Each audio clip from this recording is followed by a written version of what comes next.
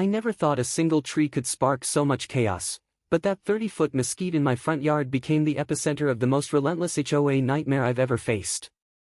It wasn't just about the tree itself, it was about authority, petty rules, and a neighborhood obsessed with control. The notice arrived on a scorching Monday morning, the desert sun glaring down as if it knew the fight ahead. Could a single mesquite really cost me $3,000 to save? That was the question spinning in my head, threatening to turn every sunny afternoon in my cul-de-sac into a tense showdown.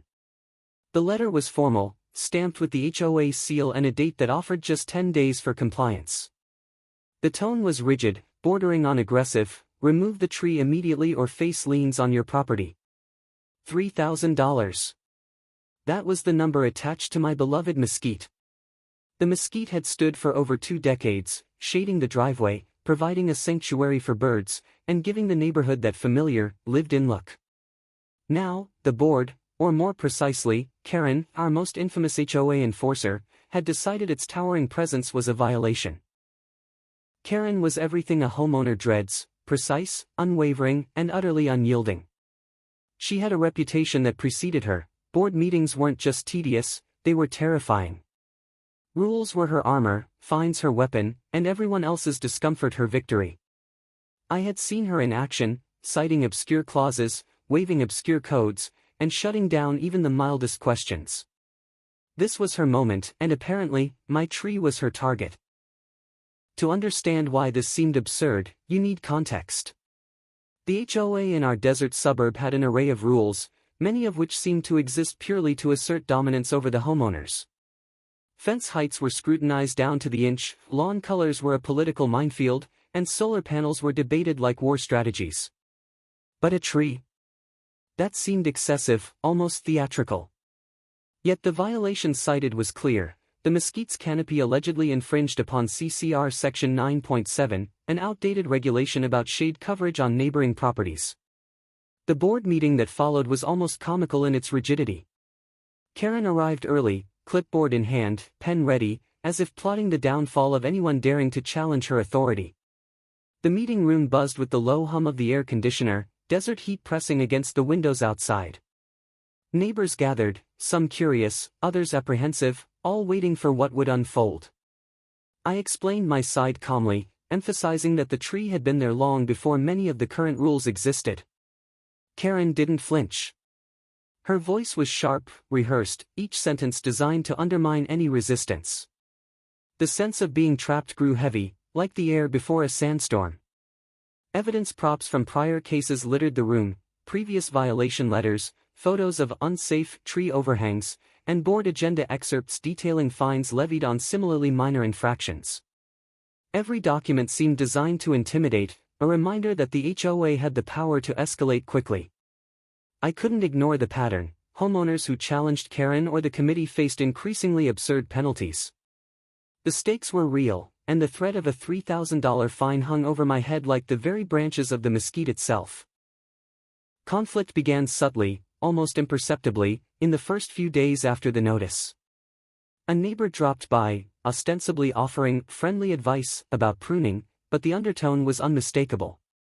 The HOA's presence started creeping into daily life: inspection visits, photo documentation, and repeated reminders that ignoring the order could trigger liens. It was petty, it was dramatic, and yet, strangely compelling. The seeds of an HOA revenge story were planting themselves in real time. I started researching. There had to be a loophole. Somewhere in the bylaws, a clause, an exception, anything that could protect my tree from imminent removal. I discovered that CCR Section 9.7 had an exemption for trees planted prior to the enactment of the rule, specifically before 2005. My mesquite had been there since 1999. Suddenly, the seemingly insurmountable $3,000 threat didn't feel quite as solid. But challenging the HOA wasn't simple. Karen was meticulous: any misstep could trigger the board's full wrath. Every step forward needed strategy, patience, and a little audacity. The tension escalated further when a formal notice arrived, final notice dated May 12, giving me exactly 7 days to remove or face liens. The desert heat seemed to intensify, pressing through the windows and into my thoughts. The countdown had begun. Each day I delayed, the pressure mounted. Neighbors whispered about the HOA versus homeowner feud, and I started noticing subtle changes: doors left ajar in a judgmental glance, cars parked strategically to observe the mesquite, and even casual comments at community gatherings that hinted at social shaming.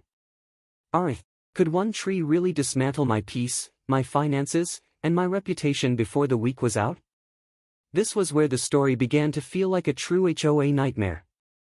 The board wasn't just enforcing rules, they were controlling the narrative, bending minor technicalities to create maximum stress. Yet I also sensed opportunity. Karen's rigidity was predictable. Her obsession with authority left gaps, openings for subtle resistance.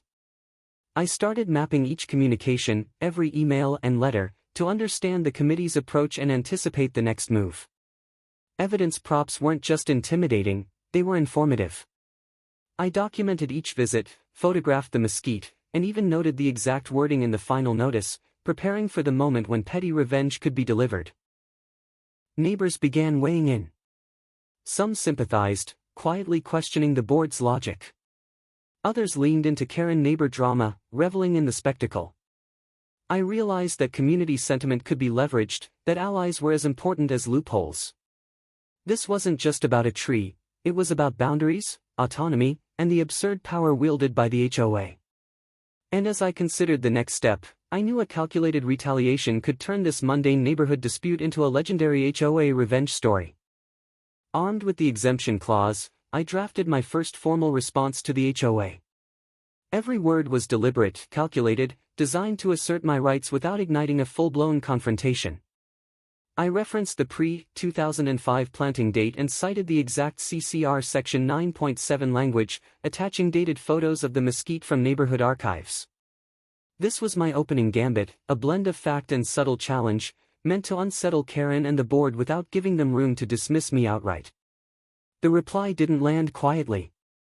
Within 2 days, a return notice appeared, stamped and signed by Karen herself, reiterating the demand with slightly altered reasoning.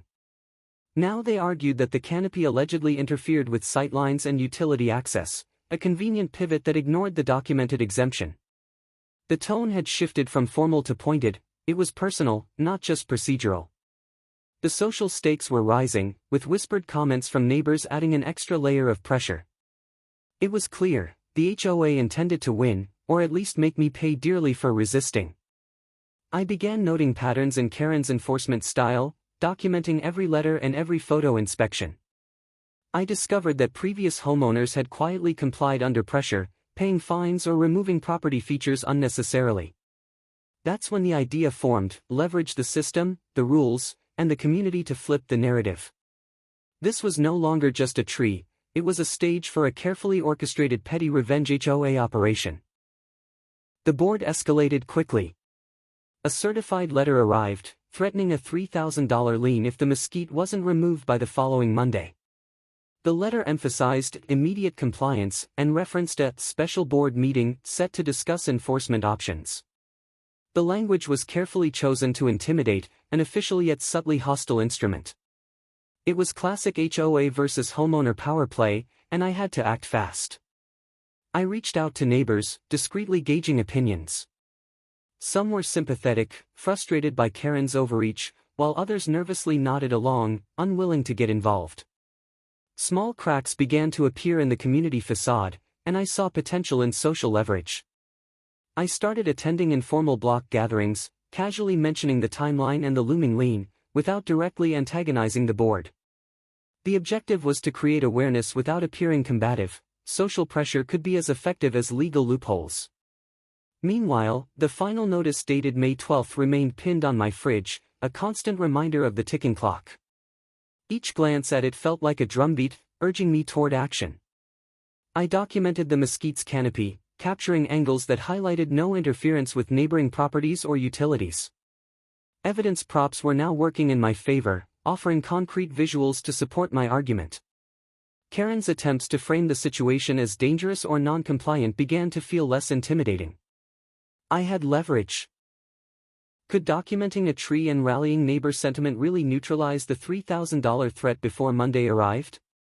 The tension was palpable, like the sudden gusts of desert wind rattling patio furniture, silent warnings that the storm was coming. The first real break came when I discovered an obscure clause buried in CCR Section 12.4 regarding historic landscaping features. It mentioned that any landscaping present prior to certain amendments could not be altered or removed without unanimous board consent. My mesquite qualified. This discovery was pivotal, transforming my approach from defensive to assertive. The board couldn't ignore the clause, and it gave me leverage to negotiate or contest the fine. I drafted a second letter, more confident and pointed than the first. I attached the pre-2005 planting photos, evidence of non-interference, and a detailed explanation citing the historic landscaping clause. I intentionally left space for ambiguity, hinting at potential legal consultation if necessary. This wasn't just about saving a tree anymore, it was about standing up against petty enforcement and asserting homeowner rights. Karen's response arrived in the form of a voicemail and a sharply worded letter. The tone was now both personal and procedural, questioning my intentions, framing me as difficult and subtly threatening further action. The HOA was escalating, and the social stakes were rising. Word of the dispute began circulating more widely through the cul-de-sac. Friends, neighbors, and even casual acquaintances whispered about the conflict, adding a layer of social scrutiny. I realized this neighborhood spectacle could be leveraged. The board's insistence on removal now seemed performative, a way to assert dominance rather than genuinely address a hazard. The absurdity of the situation was heightened by the desert's relentless sun, glaring down as if mocking our human dramas. I began analyzing every previous fine and notice from HOA archives, mapping patterns to predict Karen's next move. The potential for a satisfying revenge strategy became more tangible with every discovery. Could exposing these procedural inconsistencies shift the power back, or would the looming $3,000 fine crush any hope of success? I felt the tension tightening, like sand slipping through fingers, reminding me that timing was critical. I carefully documented neighbor sentiment, noting who supported me and who remained passive. I drafted a simple petition, emphasizing the historic nature of the mesquite, its role in community aesthetics, and the undue financial burden.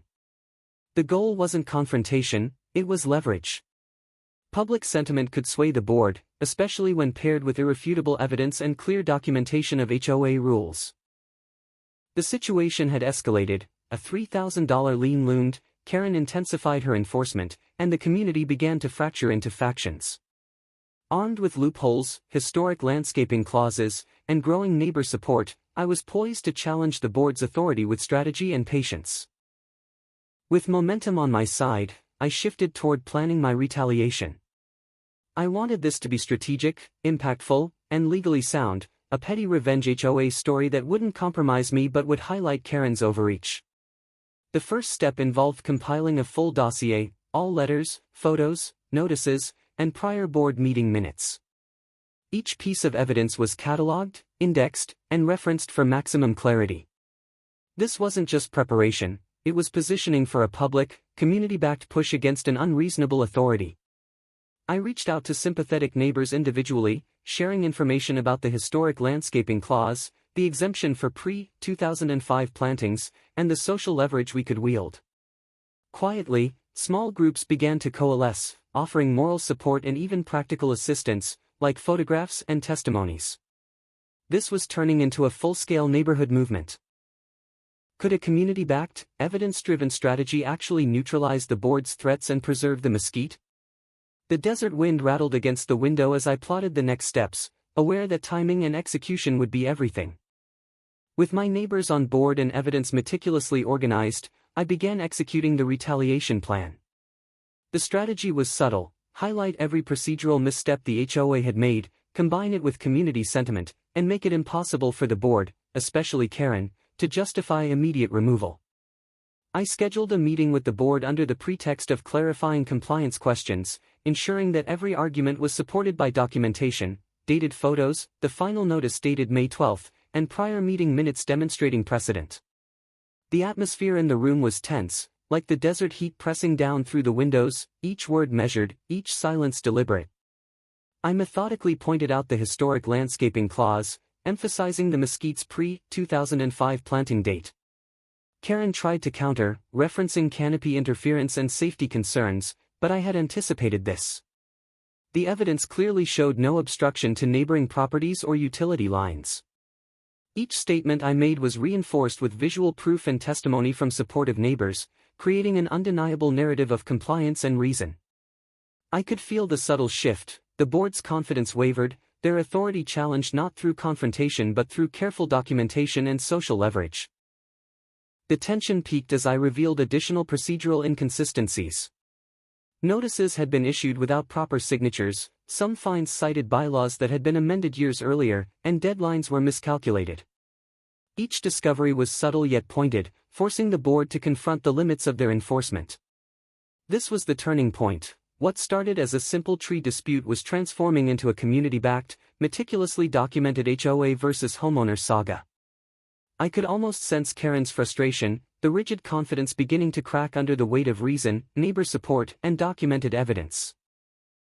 Could exposing these loopholes and inconsistencies finally force the HOA to back down before the $3,000 lien was enforced?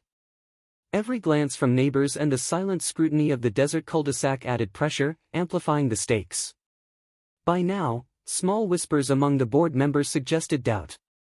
Meetings that once felt formal and impenetrable began to reveal cracks. The neighborhood's growing awareness became a powerful ally, reinforcing the sense that the board couldn't act without accountability. Evidence props like the board agenda excerpt and photographic proof weren't just support, they were leverage.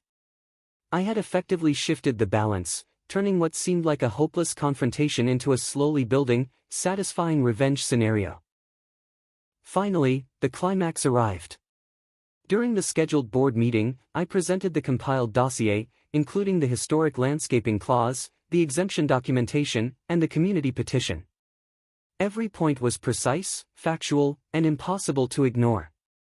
Karen's earlier certainty melted under the scrutiny, and the rest of the board had no choice but to concede that enforcement in this instance was not justified. There was a brief pause, a moment where silence filled the room like the calm before a storm, and then the decision was made: no lien, no removal. The mesquite would remain standing, untouched, a monument to strategy, patience, and careful retaliation. The satisfaction was immediate but quiet. No fanfare, no dramatic confrontation, just the quiet knowledge that the HOA's overreach had been methodically dismantled. Every procedural misstep, every poorly timed notice, and every neighbor's supportive glance had combined into a resolution that was both petty and deeply satisfying. This wasn't just a victory for one tree, it was a demonstration that even the most rigid HOA could be challenged with strategy, evidence, and community solidarity. In the aftermath, life in the Desert Cul-de-Sac returned to its usual rhythm. The mesquite swayed gently in the wind, its canopy a reminder of persistence and strategy. Karen remained, still precise and exacting, but now tempered by the knowledge that arbitrary enforcement could be contested. Neighbors felt empowered, the community subtly shifted, and I realized that standing up, documenting carefully, and involving others could turn even the most frustrating HOA nightmare into a story of victory. Tell me your HOA horror in one line: how did you fight back or survive the rules?